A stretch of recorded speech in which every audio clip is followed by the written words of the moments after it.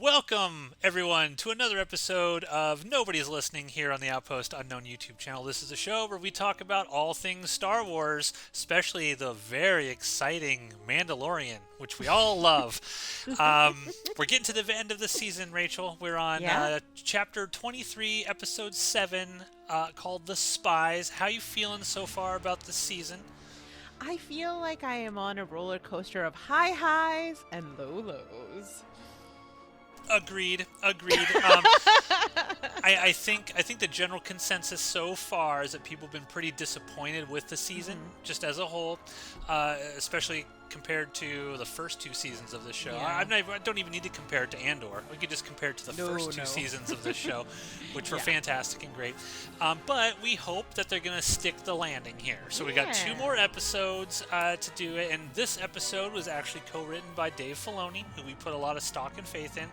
Jon Favreau, of course, wrote all of the episodes, but this one was actually co-written by Dave Filoni. So we'll see if the quality goes up at all compared to some of the previous ones we've been watching.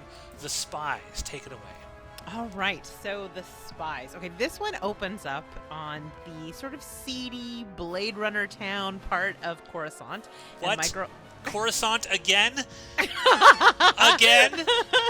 Is Matthew, Cor- I think you're going to talk yourself into being mad about Coruscant if No, you're not careful. I love Coruscant and I love Tatooine, and it's just hilarious to me that nobody's mentioned that Coruscant is in every single episode of every show. It's Bad Batch, it's Mandalorian. Nobody Yeah. cares, but they care about Tatooine. Come on. I mean, I don't know. Like maybe because there's more parts to Coruscant, so it feels different. I don't know. All I know is watching this opening scene made me desperate for a spinoff set in this world. It is so cool. The music is cooler here. The costuming is cooler here. Everything about this opening scene area visually is so rad. It's a world that I want to delve further in, and especially if it focuses on my girlfriend Elliot Kane, who was slinking around up to no good. Can you imagine? Like, I would love a show. Was it Fallout 4 where it was like Nick Valentine, whatever? He was just kind of like that bot Mm-hmm. who was like a private eye. Can you imagine like a private eye detective series in the Star Wars universe, but in the underworld of Yes. Coruscant? Wouldn't that be awesome? And you could have like a droid as the lead, or something like Right. that. That'd be really cool, I think. Yeah, I mean, there's precedent from the last episode, right? Like you could Yeah. see how this lends itself to doing something noir-esque. I would be super into this. Yeah. Yes, 100%. We're And like, already more excited about other things than what we're going to talk about. That's what's sad. That's what's sad. so, anyways, she is slinking around because she has a clandestine meeting with, turns out, Moff Gideon. Surprise, surprise, he's still alive and thriving. Thriving. She's meeting with him to let him know that their plans for Navarro have failed because the Mandalorians have teamed up and taken it back from the pirates. You'll have to tell me at the end of the season, did we ever get resolution about why Navarro mattered? Because I couldn't quite figure it out. No, we don't. I mean, we're going to talk next episode. We're going to talk a lot about what went wrong with this season. I think this Okay. is one of those things that went wrong. Navarro is not really. I mean, it's just that's where grief's at, and Yeah. he's only got like 30 people in the town. Yeah. So I don't even know what is important about Navarro. Honestly Okay. don't. I just didn't know if I had missed something because I felt No. like we didn't really get an answer. Okay. Jon Favreau missed something. Many things. Ooh. Many things. So yes, the news is essentially that these factions of Mandalorians that are supposed to hate each other are making alliances, and that could pose a serious problem for this sort of remnant of the Empire. Because Wait a minute. Wait a minute. I just thought of what was important about Navarro. what? It wasn't in this season. It was like in season 1. Remember that they were doing all the cloning shit on Navarro. Remember they had that big Yeah. Imperial base there? And Yeah. we probably will get into some cloning things in the next episode or so. Maybe that's what it was. They Well, it wanted... is not clear. It's not. Bad writing. Okay. so he like I said, he now needs to deal with the Mandos. So he ends the call with Elia and heads off to his Imperial Zoom meeting with the Shadow Council. And Now, keep in mind, we don't exactly know where this is taking place No. at this time. But when Mm-mm. we do find out where it's taking place, they've really established that nobody knows what's going on in the surface because nothing can get through the atmospheric storm and nothing can get out of that atmospheric storm, Oh which made me think, no. which made me think, Matthew, which, no. which made me think, what? But we'll get there. We'll get there. Oh, Get all right. ready. Well, this scene actually I think is pretty cool. Like Yeah. you have pointed a major flaw in it that I had not occurred to me, but we meet the Shadow Council and they are just like arguing about the way to proceed. Some want to be aggressive, like, and then others like Captain Pelion, which was an exciting moment for nerds like us to see him. Like we Yeah. saw him in Rebels. I have started Heir to the Empire, so now I'm very familiar with him. As well as so he wants to argue for the patience for the return of Admiral Thrawn, which we all know is coming because we've watched the Ahsoka trailer 55 times, or maybe that's just me. No, it's me as well. So good. I got it on repeat. So the reason he wants to wait for him is because not only will he bring in more of a military force, but it will allow the other person of interest here, Commander Hux, time to deliver on Project Necromancer. Sounds spooky. What could that be? I don't know. I think. Do we know? I assume Yes, it's we okay. know. It's the Empire. It's or bringing back the Emperor. Okay. Yeah, Cool, it's cool, bringing cool, back the Emperor. Cool. So Gideon, on the other hand, is ready to do some power moves. He's like, screw Thrawn. Where is he? He never shows up to the Zoom meetings. Is he even still around? Does he even Right? exist? Right? He's like off like whale riding. We don't have time for him. Like but I know someone who'd be really great in this position, and guess what? It's me. I would be amazing. Yep. So he kind of gets into it with Hux. He's denies having anything to do with cloning, but he does point out that he needs some more backup because the Mandalorians are coming together and could prove a threat, and so he asks for more military and also some Praetorian guards. Did I get it wrong? No, you got it right. And I'm just thinking, like, all 50 of the Mandalorians that we've seen, like, they're the big scary. Like, where are the thousands of Mandalorians showing up that could be a threat? There's 50 of them, and they're pretty badass. I don't know. but Rachel, we've seen monsters like eat them. Yeah, I guess that's true. They've done nothing to show. I mean, their jetpacks run out of fuel after like 30 seconds until the next episode, but we'll get there. That's one of my biggest complaints of this series. The Mandalorians are not a threat. Like, they have not established that the Mandalorians are a threat to local wildlife, let alone the remnants of the Empire. That's a big Right. criticism I have with this whole thing. I mean, I think it's maybe less to do with the reality than so much as it does the lore. You know, I think the fear of a united Mandalore when right now the Empire's in kind of a shaky place. Like, I could see them, because of the history of what happens when the Mandalorians do get on the same page, being like, oh, no. We got to break this up before it becomes a problem. Yeah, you're putting in Dave Filoni style work right now to try to explain this. I appreciate it, but no.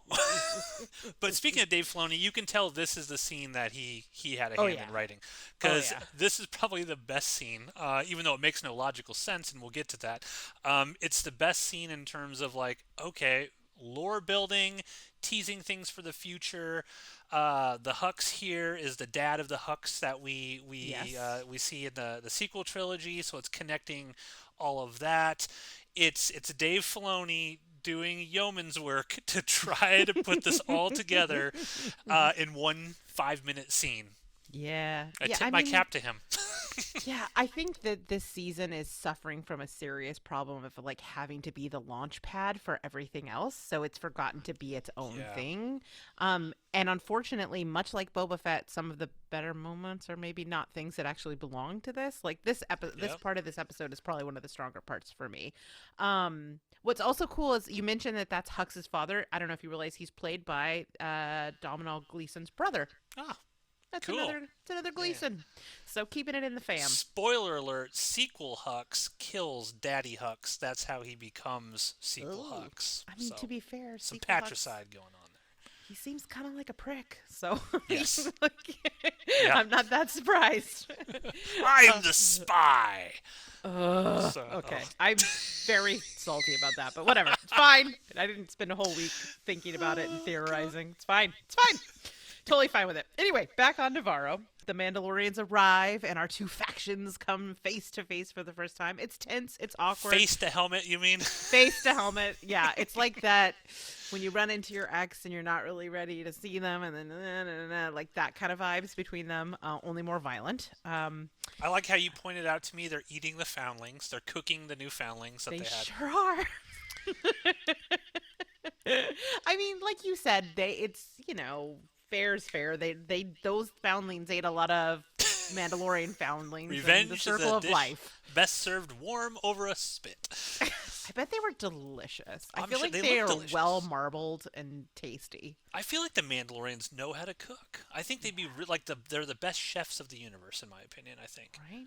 Yeah. Because you don't get the joy of sharing a meal with someone, so it has to be about the flavor. Yeah. You're gonna. Oh yeah. And they're all over the place. They got a strong spice game. I agree. They'd probably with put you. a lot of salt on their food, though. I probably wouldn't like it. Oh yeah, that you'd find it too spicy, and Yeah. by spicy I mean Yeah. have flavor. Actual spices.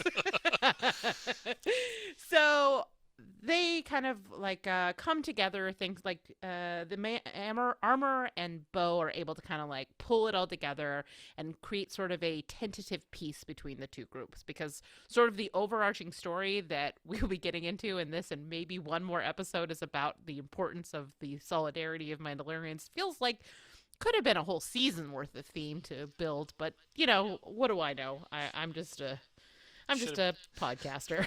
Should have been a different show led by Bo Katan. That's what it should have been. God, I know that would have been amazing. But from back on Navarro, like I said, the Mandalorians do their thing, and then we get Grief Karga shows up, and he's like, "Hey, guess what? I got a present for you. Here's some booze," which like that's a good entry into a conversation. But he also has a second little gift.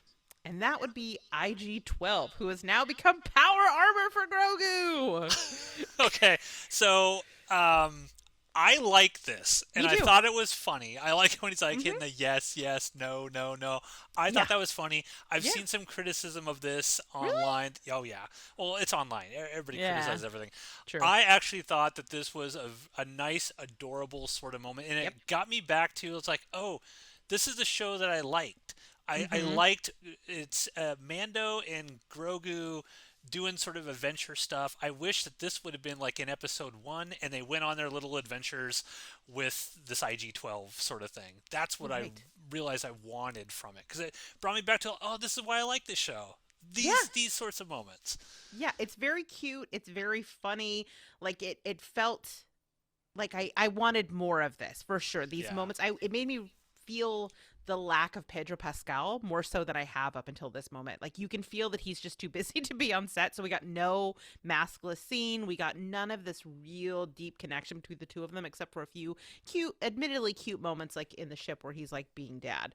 But yeah, I liked all this. I liked them walking through the marketplace and him like being a toddler who can now reach everything. Yeah. I will say the baby talk is harder for me to put, like the cognitive dissonance around that when he's like running around grabbing things and like fighting people and stopping fights and then also cooing like a baby is a little. I get a little. Ugh. Yeah.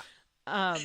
Doesn't bother me. I know it bothered my fiance. She's like, I don't like the goo goo baby talk sort of stuff. Yeah. And I think this is just the transition, right? Eventually he's gonna speak, and they have to go. They have to have some sort of Yeah. middle ground there before he gets there.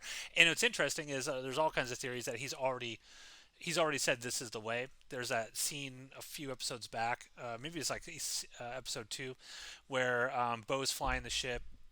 And Din's there, and then Bo goes, "This is the way," and then like Din goes, "This is the way," and then Grogu says something, and they both turn and look at him, and everyone thinks that was yeah.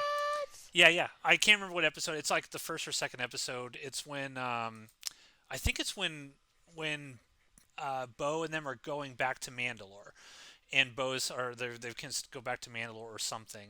I'll find it and I'll send it to you. Yeah, But yeah, send because it he to me. Yeah. says that because they both say this is the way, and then Grogu says something, and they both turn and look at him like this deliberate. Hmm. Did he just say this is the way? Like, Huh. I mean, we at some point he's going to have to speak. yeah. I have concerns that it's going to be super goofy when it happens. Like, what is his voice going to sound like? Is it going to be just like a child's voice? Because that would be Well, weird. Is it going to be Yoda-esque? Because I feel like that would be weird. I it don't won't really it won't be know. Yoda. They've already said it won't be Yoda. In They terms of like the graveliness of that, like Oh, the okay. Frank Oz of it all, I guess is more of what I Well, mean. I mean, it was weird when we heard Yaddle in Yeah. Bryce Dallas Howard's voice. It was a little Yeah. weird, but then I Yeah. kind of got over it. I was like, I think it'll be initially bizarre, but I think Yeah. it'll Grogu on us as it goes. See what I did there? But I'm I ching. Yeah, that was excellent, Dad. Thank you. I add value to this show, everyone. You I add do. All right, so back at Camp Mando, Bo tells them it's time to go retake Mandalore, and she's looking for volunteers. After some hesitation, she gets those volunteers. So they head out to Mandalore. They land there. Everybody's like, "Wow, it really isn't cursed," which, value. yeah, Surprise, surprise. it's in fact it's so not totally cursed that it turns out they're not alone. There are some surviving night Unbelievable. owls that have been living it like rough. To be fair, rough on the Yeah. Mandalore the whole time. And they agree to take them to the forge. It felt very convenient when they rolled up in their land ship, and I was like, I know who the spies are. The beginning of a series of me knowing who the spies are. hmm Yeah, and we'll talk about if we ever know who the spies actually are. Obviously, we know Elliot Kane is a spy. Yes. That's obvious. But the Yes. title is the spies plural, Yes. and we'll get there. This kind of ends on a who's the other spy, and we'll discuss if there's a payoff Indeed. next week when we watch the next episode. Yes, in a full week from now, literal week from now. So, okay, so this is kind of, I mean, I think this is kind of cool. The land ship is cool. Design wise, it looks kind of cool. And we do get some important exposition where Bo finally tells us exactly how Moff Gideon got his hands on the Darksaber, which is a very, very important piece of lore and equipment, and it holds a hallowed place in Mandalorian lore, as well as people who have been watching these shows for years, and are very invested in the Darksaber. So Now, I will say it's important. I was incredibly sad they told and did not show. oh right, I Why guess would you no not? flashback? Why would Yeah. you not show that? Why would you not show that? I don't Especially, understand. I mean, because it could have been such a good like like Alderaan sort of throwback moment where Yeah. he makes her watch him blow up. Then you set him up as a very Darth Vader-esque figure because he may or may not look a lot like him at some point in the future. Yeah. We'll find out in a week. So sorry, you're gonna have to cut so much out of this. No, I so won't. sorry. I'm leaving it. Okay, okay, good. I'm leaving it. So turns out he didn't defeat her in battle. She basically made a strategic decision. She went against the whole like Mandalorians never say die, never surrender, whatever. And she agreed to give him the Darksaber in return for the safety of millions of Mandalorians. No cities, no more people were meant to be killed if she handed it over to him. But of course, he's a Moff. He's a Moff. He's not. You don't trust him. Never trust a Moff. And he took the Yeah. Darksaber and then Alderaan the shit out of Mandalore. Now, I'll ask you, did you find this completely out of character for Bo-Katan? 1 billion%. Yes, so did I.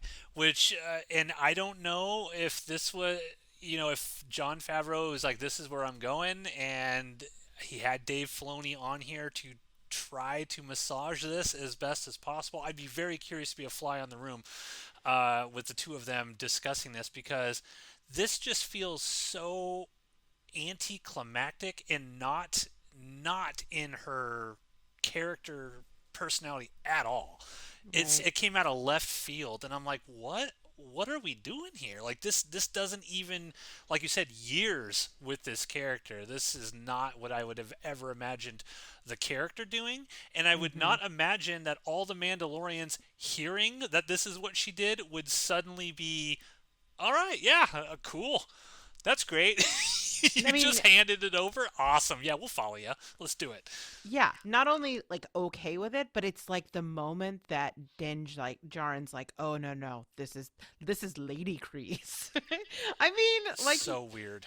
yeah, so she goes off to do some wistful staring at the end of the boat after making this confession, and Den comes over and is just like, man, you know that time that you gave up the dark saber? That was dope. Now you have my loyalty forever. Well, okay, so I did like this sequence here. Like, I Yeah. like the idea of what they're trying to do. She is Mhm. questioning herself as she's failed over and over and over and over again, and she's rightfully questioning whether she's up for this sort of challenge now, to be able to, like, shit's getting real. They're gonna go take back Mandalore. Can she do it? I like the fact that Din came up to her, and I like the fact that he's like, oh, well, I like the fact that he's like, we don't really give a shit about the dark saber, Right. our people. But then I'm just like, but the armorer does. So, Yeah. we've kind of established that a little bit, at least a little bit. But I kind of like that he's like, look, man, same thing that he did. It's the same character trait he did with Boba Fett. He showed up and he's like, look, man, I'm going down with you. This is the way. Like, you're my pal. I'm following you. We're in a horrible situation here, but I'm going down with it. And I like that he went to Bo-Katan, especially after all the development that they have had this season, Mhm. and saying like, "Look, I'm with you. Like, I'll be with you to the end. Your song has not been written yet, and Mhm. I'll be there." I like that. I Yeah. liked it. I just don't like the setup of how he got there. Yeah, that's the issue. Is like the writing in this moment is like, I mean, it's pretty slick in terms of like, if you're gonna make a move, this is the one to make. But it didn't feel like it was an earned plot Right. point. That's my issue with it. Like I think this season up until this point has served too many masters. Like it needed to sort of pick something like it, or really hone in on this relationship, the dynamic between the two of them, if this is where this is going. um but I will talk about it next week, but I don't know that this even is something that lasts very No, long. no, no. Spoiler. It means nothing to anything. Yeah. Okay, all right, but I'm getting ahead of myself. So on the ship, Axe and Big Daddy Vizsla are playing some space chest, and of course it turns into a fight because there's just been sort of this brewing tension between the two. And Bo's just kind of like gonna let it happen because she sort of sees this infighting between the two of them as inevitable. So we get this pretty brutal Mando fight between the two of them. I never am bored when Mandos are fighting. It is a cool dynamic, and it's cool here. And it's getting Yeah. out of hand until Grogu pops in and with his power armor separates them. Which is weird, again, writing wise, because the whole point, Mando goes to Bo-Katan like, should I stop them? And she's like, no, you can't stop them. They have to do this. They got to get this out of their system. And then 20 seconds later, Grogu stops him. Nobody says anything. Like, oh, well, shit. If Grogu says no, then they got to stop. Again, I like the idea that they're fighting. I think that works, but the writing around how this all plays out is terrible. It's terrible, and I this would have worked even better if you would have had more than just God, well, I'm blanking on his name right now. Not Big Daddy Vizsla, but the other guy. Axe wolves. Yeah, Axe Woves. Such a weird name. If it was more than just them, like, we have scenes with all of these Mandalorians interacting with one another, eating shit, eating the foundlings and stuff like that. Why aren't we getting just random characters like trashing the other ones and looking down on them? Why aren't we getting that kind of backstory? Show me, like, what is Casca Reeves doing? Mm, She's in it. She never says a line of dialogue in these two episodes. Not Yeah. a single one. And I Yeah. mean, she's got lines in season two. She's like, essentially at that point, she's Bo-Katan's right hand, is what it's kind Mhm. of presented at. Never even a line of dialogue. She just looks sternly on. And I'm like, you could have had her, have an interaction with somebody. You could have had one of them have a negative interaction with Din. Mhm. You could have had all of this, and you chose not to. Yeah, I just think it's they're trying to squish too much into Yes. back half of the season. I don't there's some because there are some episodes that feel a little superfluous when we get here and it's just like expediency, expediency, expediency, Yep. you really, really feel it. Like if it had this pace from the very beginning of the season and we were just like burning through plot, but that's not really been the case. So Well, it's an it odd choice. I mean, it kind of has though, because even in the first two, I mean, it's like Mm, Mando. Oh, I gotta go redeem myself, and it was mm, done by episode two, right? I guess that's Like true. all of this whole season to me feels like it's just okay. We have to have a scene to connect to this, so we're not going to develop that scene. We're just going to throw a scene in here, these two Mandalorians fighting one another, and then the audience will understand that all of these Mandalorians here on this ship or wherever Mm-hmm. are against each other. It's like, no, no, no, no, no. Now, Star Wars fans who've watched the Clone Wars understand this. We understand this. Okay, yeah, we would like more plot build up here, but we understand what they're going for. But the casual audience member who has never seen the Clone Wars show has Right. no idea what these Mandalorian factions are all about, Right. does not even know what the dark saber is really about, right? Right. Other than the armor giving three sentences in the book of Boba Fett as to what the dark saber was and what it meant. If you didn't even watch that show, you have no idea why this is important. Right. It's terrible writing. It's just terrible writing, and Mm-hmm. I gotta say it. It's just bad. It's bad writing. Oh man, it's so hard because it's like bad writing in the midst of really cool moments. Yeah, And so it's like I feel this total makes it hurt more. yeah, this whiplash. Yeah, exactly. So the armorer, seeing the state of the survivors, decides she's gonna bounce and she's gonna take them back to the fleet for medical treatment. At which point I'm like, okay, I have found the spy. This is definitely. There's no way that the armorer would leave right before we're getting to the Great Forge. That doesn't make any sense. She would be leading. This is the Great Freaking Forge. This is her thing. She's definitely the spy. I know it 100%. I'm convinced. And They also, even she has little spikies on her helmet. they Spy, even spy. they even hold it on her as she's flying out of the atmosphere. It's like, Yeah. why are they holding on this shot so long? It's like, okay, you're making it real obvious here? Is that what you're trying to do? Because that's a lot of money you just spent on 30 Mm. seconds of her Mm. flying out of the atmosphere, Mm. rather than her saying, "Hey, I'm gonna take off and take these people back to help." It's weird, so Yes. weird.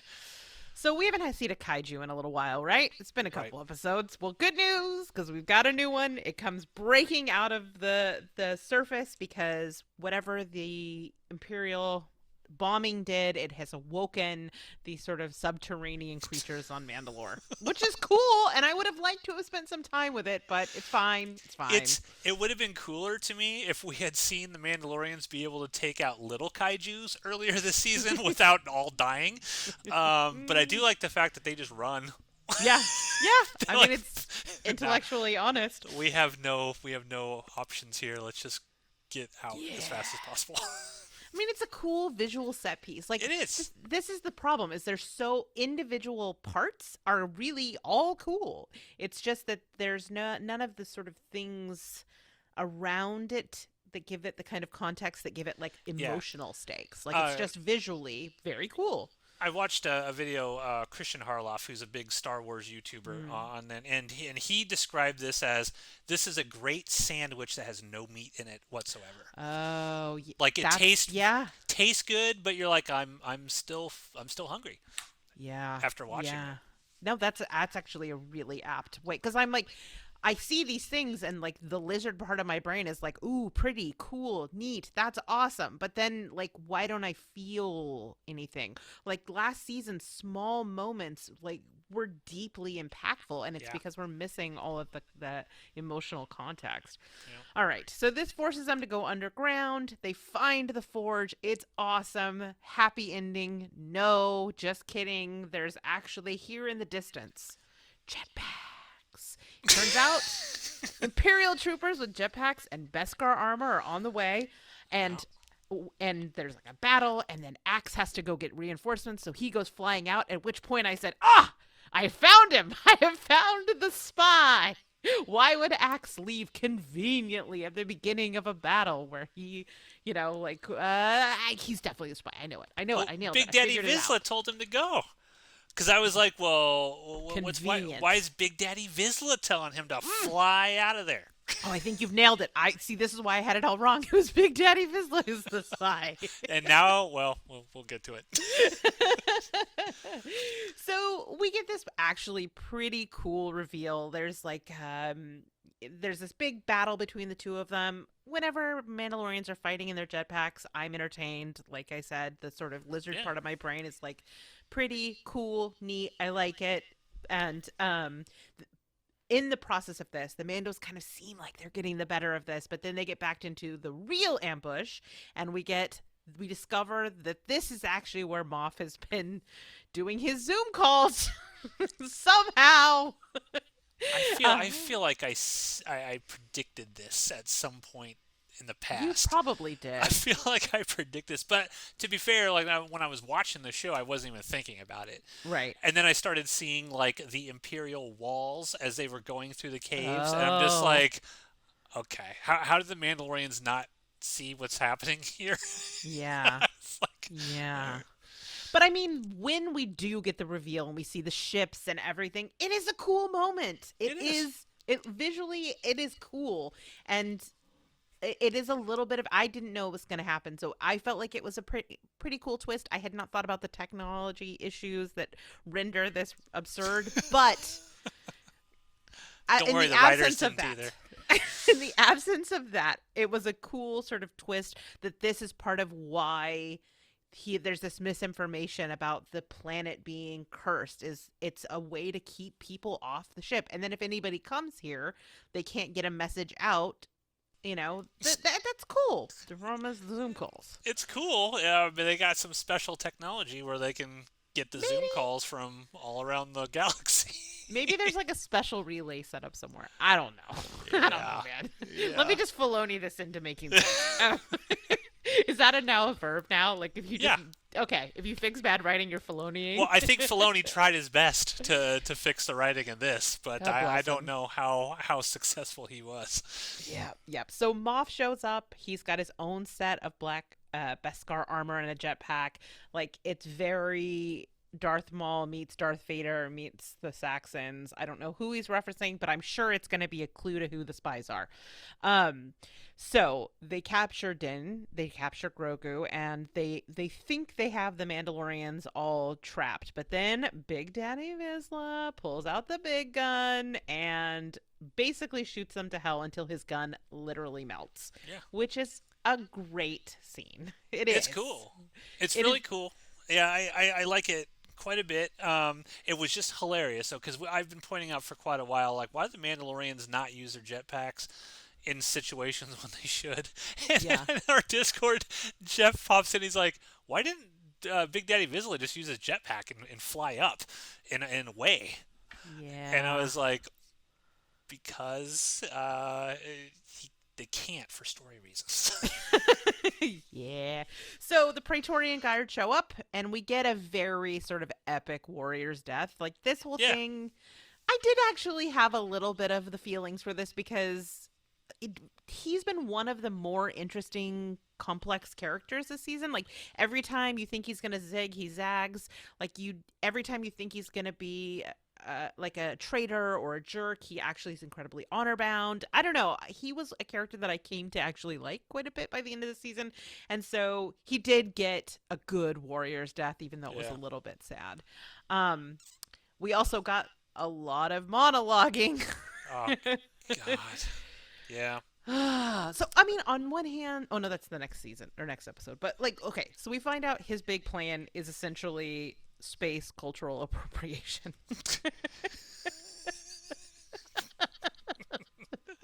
This plan, this, oh God.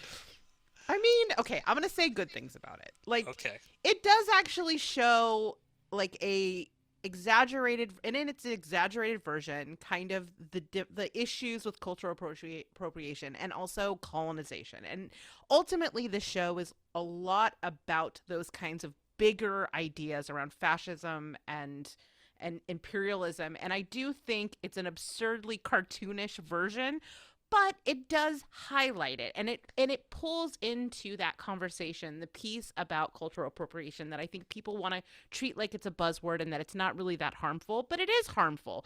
And so in that way, this is good. All right, now go ahead and tear it apart.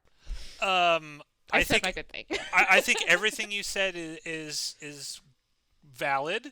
I think the problem is the writing is so bad, no one's going to get any of that from this.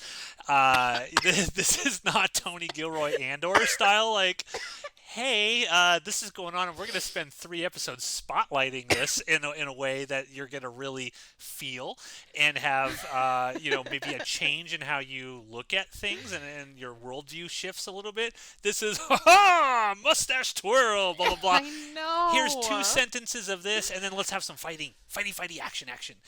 And I'm just like, you have no idea how I was eye rolling at this. I was like, this cannot be where we're at. That, like, we have been complaining about this kind of stuff in Star Wars for many, many years. We don't like it when this kind of stuff happens. And they did it here. They turned Gideon into this, like you say, a cartoon character, and I'm like, what was this? Who even gives a shit about this character anymore? I liked the Gideon character. The biggest complaint about the quote unquote villain of this season, he's barely in it. I mean, he's just in this episode and the next episode, so it's throwaway. It's this has made me not like the character. And that is the biggest indictment that you can have, is if you are enjoying a character and they do something so stupid that you're like, I don't care about this character anymore. I never want to see this character ever again. And I swear to God, if this turns out to somehow be some sort of clone, I will be enraged. But we'll get there. We'll get there. We'll get there. But man, I was so disappointed with this. And then I'm like, the writing, the mechanics of what he wants in the scene itself doesn't even make sense. He's like, Bo-Katan is behind a blast door. All of them are behind a blast door, and he's on one side, she's on the other. He's like, hand me the Darksaber. I'm like, how the fuck is she supposed to ignite it, then cut a hole through the blast door, then disignite it, and then hand it to you? I'm like, this is stupid. Maybe just out of frame there was a little mailbox slot. Oh God. The writing is so bad. It's so Sorry, bad. Matthew. I know this hurts you. I know. It hurts. It hurts because I had to admit to Steve he was right, and it hurts even more. Yeah, I know. But we always have Andor to hold over him, so don't worry. We have our ace in the hole. Is Andor is excellent. Oh, Matthew. There were so many red herrings in this episode. Yeah. I mean, I will say, okay, one more positive thing. I do think the armor looks really cool. Yeah. I like the horns. I like that it is such an homage to Darth Vader. It is imposing and scary and beautiful to look at. I am a little sad that the horns apparently mean nothing, because I was like, is it a Darth Maul reference? Is it a Saxon reference? Like, what is the purpose of these? And then I think it's just to look cool. And I think what I learned, because I think, the best art will teach you things about yourself, about the world, is that I should stop trying so hard. Very Grand Admiral so hard. Thrawn of you. Yes, exactly. This is what I've learned about this culture. I need to think less. I need to try less. Because I think I set myself up for disappointment with this by trying to kind of figure out, like, get ahead of it and theorize and look for clues. Like, I took myself down a rabbit hole that led to just my own disappointment. Yeah, I would argue, I think even if we hadn't done anything like that, this Hmm. would still be disappointing to us just because of how is it this episode or the next episode where they talk about it's the next episode with Yeah. the clones and Yeah. all that Yeah. shit. Yeah. Yeah. Yeah. But to me, the nuts and bolts of just the plotting and the pacing and the storytelling and the dialogue, all of it was just so bad, so Hmm. bad. And I don't think even if I hadn't gone, into theory craft and stuff. Oh, what could possibly happen? I'd still be like, this is what we got. This, you guys, Disney, you guys spent $200 million, and this is what you gave us. Yeah, but maybe Rachel, chapter 24 will bring it all around. The Maybe. return, maybe, maybe, um, maybe it'll stick the landing. Yeah.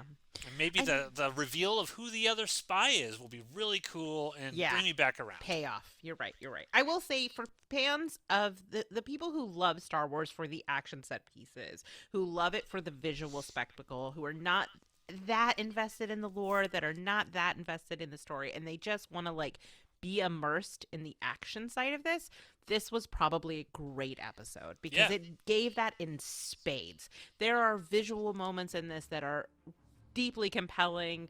There are action set pieces that are thrilling and cool and unique. And so for people who love that part and who are probably, if they're listening to this and they're like, you guys are crazy, like, I totally validate your experience. I personally get very deep into the other sides of it. Like, I'm studying these things like it's a like it's an important manuscript or something, like a sacred manuscript. So like these kinds of things drive me crazy. But if people who love it, like, that's great. I'm happy for you. Yeah. That's lucky you. Yeah, and if because there will be Star Wars fans who are like that will then criticize people like us for criticizing those sort of aspects, and my response would be, why can't I not have both? Yeah. We have seen us get both. It's called the first 2 seasons of The Mandalorian. Yeah. We've seen what we can have both in Andor. We've Clone seen, Wars. yeah, Clone Bad Wars, Batch. all of this stuff. Like, we've seen it, and and all I can say is thank you for listening to this episode, and hopefully next week we've changed, Yeah. and they stick the landing. I'm optimistic about the next episode next week, aren't you? I am very optimistic. I can't imagine how it could possibly go wrong. There's no way they're going to double down on this nonsense. It's been a roller coaster, right? So this is a low, we're going to go back to a high. I believe it. Of course, we're not the roller coaster's not going to like fly off the rails and crash into a mountain or anything. But we'll see. Next week. Yes, let's do it. Bye, everybody.